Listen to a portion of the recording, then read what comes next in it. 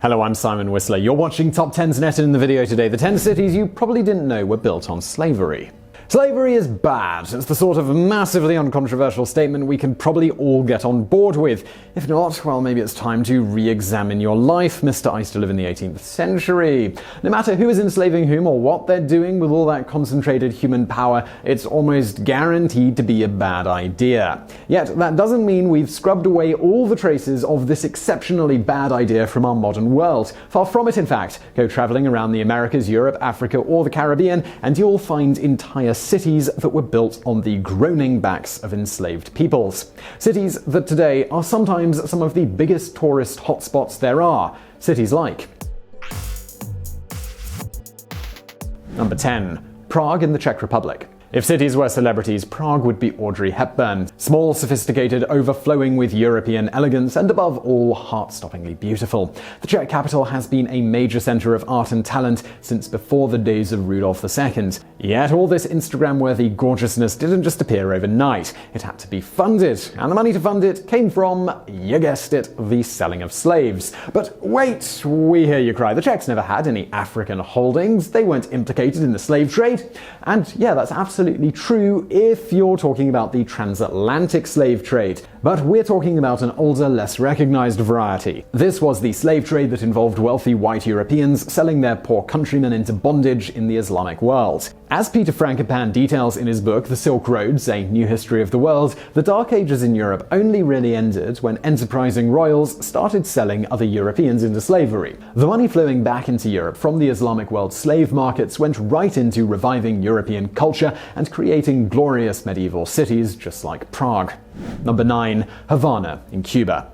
We hear a lot about how the US benefited from the enslavement of Africans, and it did benefit a great deal. But it's also worth remembering that America's Caribbean neighbors also benefited. We're used to thinking of Cuba's capital, Havana, as a time-trapped colonial delight, a kind of Cartagena that's easier to get to. But there's another way we could be looking at it. We could be looking at it as a gigantic monument to thousands of slaves. Pretty much all of old Havana was built by enslaved Africans. Then there's the areas that weren't, but they're often linked to slavery in horrific ways. The Grand Old Square was constructed as the island's slave market, where people were bought and sold for shockingly small amounts. The old town walls were built by the same people bought in these markets, part of a depressing circle of misery that no one seemed to care about in those times. You can even go and see locations where rebellious black Cubans were killed for resisting Spanish rule. It wasn't until 1886 that slavery was abolished in Cuba, and it had been a fact of life since 1513.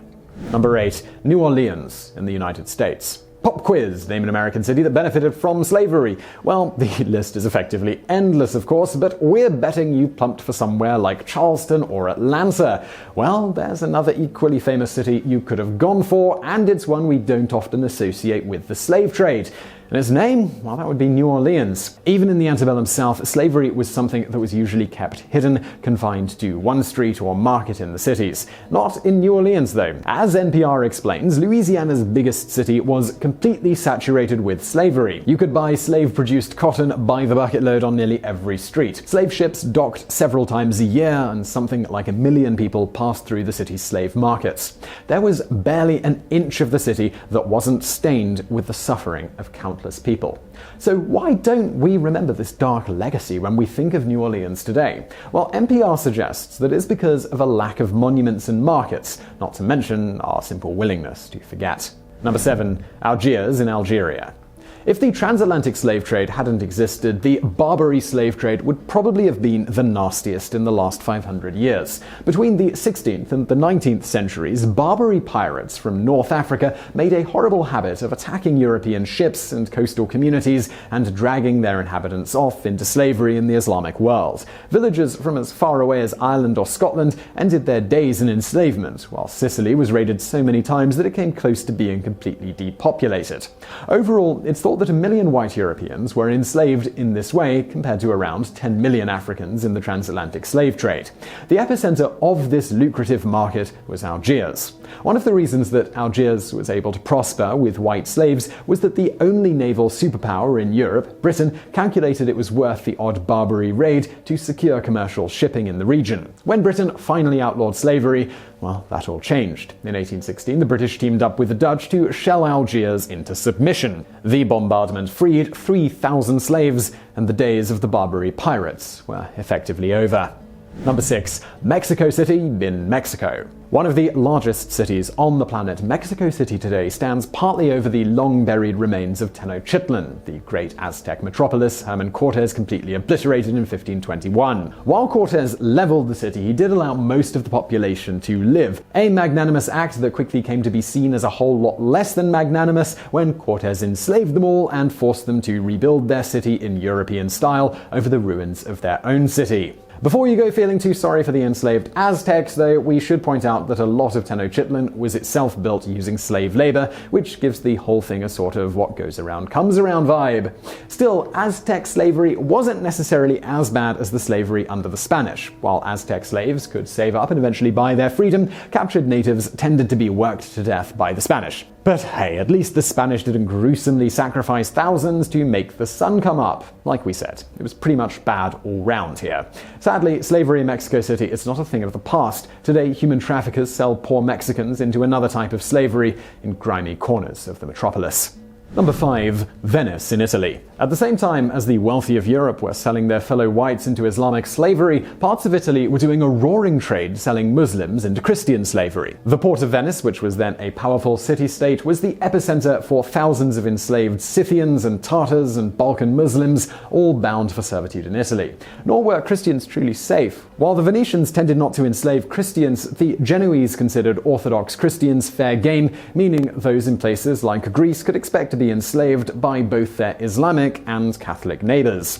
While Venice made money from a lot of avenues, slavery definitely boosted the economy. Merchants could get returns as high as 150%, after accounting for death, shipwrecks, and disease. People from all walks of life owned other humans. While the church set rules that stopped people from treating their slaves as badly as they would in either the Barbary states or the Deep South, they didn't rule out using female slaves for sex. As a result, female slaves could expect a lifetime of abuse. Number 4. Rio de Janeiro in Brazil.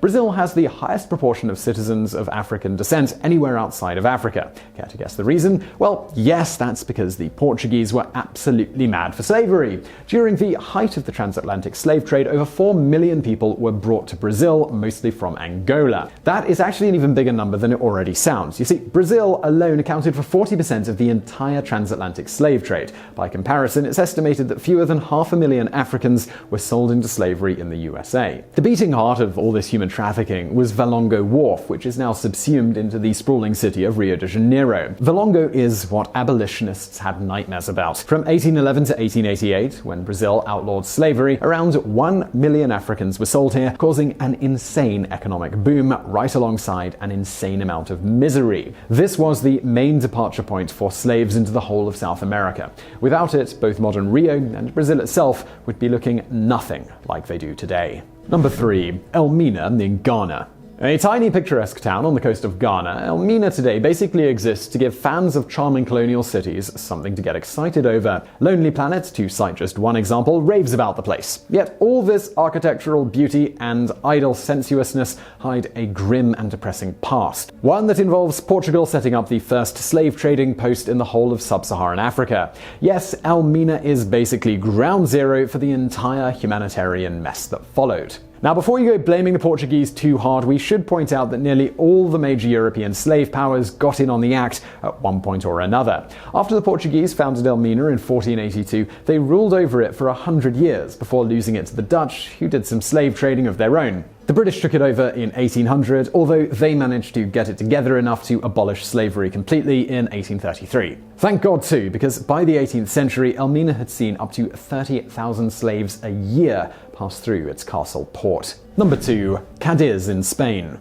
Just like in the US, Spanish slavery mainly took place in the country's south. One of the most important ports in this Iberian slave trade was the city of Cadiz. Straddling the Atlantic and the Mediterranean, it was an ideal dropping-off point for ships heading to or returning from Africa. And you better believe that the Spanish crown took full advantage of this. From the 16th to the 18th centuries, Cadiz was a city that thrived on an endlessly moving tide of enslaved people. This might come as something of a shock to those who mostly think of Cadiz as a vacation spot. The bone-white city is an architectural marvel, mixing Catholic and Moorish influences so seductively it could be hard to believe anything bad ever happened here. Yet these winding alleyways were once paths leading towards endless human suffering. While Spain would eventually abolish slavery in 1811, cutting off the human supply to ports such as Cadiz, its colony of Cuba would refuse to enforce the ban for nearly another century. Number 1. Pretty much any town or city in Belgium. Belgium is a tiny nation that spent most of its modern European history acting as a kind of unwilling highway for the Germans whenever they got an urge to invade France. Yet it remains one of the 25 richest nations on Earth, outstripping even heavy hitters like Japan, the UK and France in GDP per capita. There's a reason a small, repeatedly invaded place manages to be so wealthy, and it's not all thanks to Jean-Claude Van Damme's residual checks. Belgium became a rich modern state by plundering the Congo like crazy. If you thought life under colonial Britain, France or the Netherlands was morally troubling, at least those countries built roads and hospitals and generally tried to do a smattering of good. The Belgians under King Leopold II, they did none of that. They just enslaved nearly every human being in the Congo, forced them into back-breaking, deadly labor, and robbed their land of all its resources. Somewhere between 3 and 10 million people died, comparable to the Armenian genocide or the Ukrainian Holodomor. In return, the Congo got 1,250 miles of paved roads, which is roughly the same as in Rhode Island in an area 500 times larger.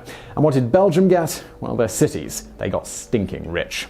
So I really hope you found that video interesting. If you did, please do hit that thumbs up button below, and don't forget to subscribe for brand new videos just like this every day of the week. Also check out my new channel, Biographics. We do longer form biographies of notable people from history in the present day. Find a link to that in the description below. Also, if you're looking for something else to watch, we've got some more videos over there on the right.